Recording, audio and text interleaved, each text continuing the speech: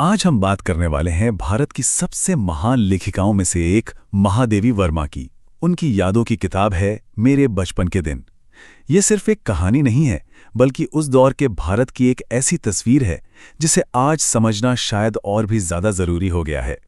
चलिए इसकी शुरुआत करते हैं एक नंबर से। 200। ये नंबर ही एक बहुत ही असाधारण जिंदगी की कहानी कहता है। जी हाँ, 200 साल। सोचिए, 200 साल तक उनके परिवार में किसी भी लड़की को जन्म के बाद जीने नहीं दिया गया। उस जमाने में बेटियों को पैदा होते ही मार देने का रिवाज था।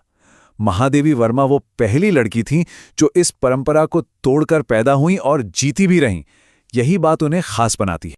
तो चलिए देखते हैं कि उनके जन्म के वक्त समाज कैसा था और कैसे उनका बचपन उस दौर की दूसरी लड़कियों से एकदम अलग था। इस स्लाइड में जो फर्क है वो बहुत बड़ा है।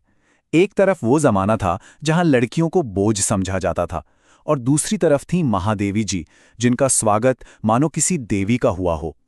असल में उनके दादाजी ने दुर्गा माँ की बहुत पूजा की थी, तब जाकर घर में बेटी का जन्म हुआ था। तो अब आगे बढ़ते हैं और देखते हैं कि इस तरह के माहौल में पली बढ़ी महादेवी जी की प्रतिभा कैसे निखरी। देखते हैं कि वो एक कवयित्री कैसे बनी। देखिए, ये कोई एक दिन में नहीं हुआ। इसकी शुरुआत हुई उनकी माँ से, जो उन्हें पंचतंत्र की कहानियां सुनाती थीं। वहीं से साहित्य में उनकी दिलचस्पी जगी, और फिर उनकी जिंदगी में आई सुभद्रा कुमारी चौहान। वो उनकी सीनियर थीं और उन्होंने ही महादेवी जी के अंदर छिपे हुए टैलेंट को पहचाना।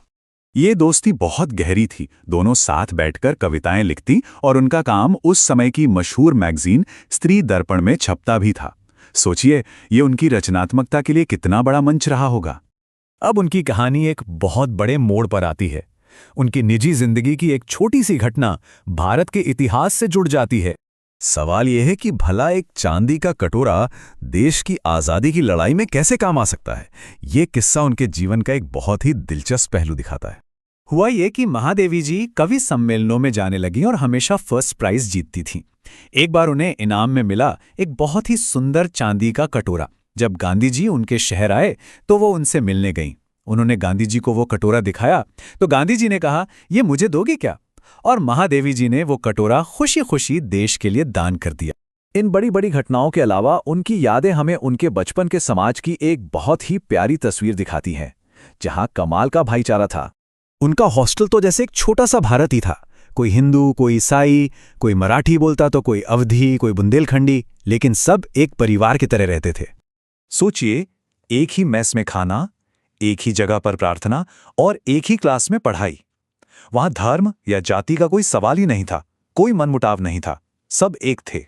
और ये भाईचारा सिर्फ हॉस्टल तक नहीं था। उनके घर के पास एक मुस्लिम नवाब का परिवार रहता था, और रिश्ता ऐसा था कि दिवाली ईद साथ मनाते थे। महादेवी जी नवाब साहब के बेटे को राखी बांधती थी, और जब उनके भाई का जन्म हुआ तो नवाब साहब की बेगम ने ही उनका नाम मनमोहन रखा था। लेकिन जब महादेवी जी इन सब बातों को याद करती हैं तो उनकी बातों में एक गहरा अफसोस झलकता है। वो अपने बचपन की उस एकता का याद करके कहती हैं कि ये सब आज एक सपने जैसा लगता है। एक तरफ वो बचपन था जहां सब मिलजुल कर रहते थे, और दूसरी तरफ वो आज का जमाना देख रही थी जहां धर्म और जाति के नाम पर दीवारें खड़ी हो रही थीं। इसी दर्द को उन्होंने अपने शब्दों में कुछ इस तरह बयां किया है कि वो दुनिया अब नहीं रही। आज के माहौल में ये सब सुनना एक सपने जैसा ही लगता है। तो आखिर में ये सवाल हमारे लिए बचता है, एकता और भाईचारे का वो सपना जो महादेवी जी ने जिया था, उससे आज हम क्या सीख सकते हैं?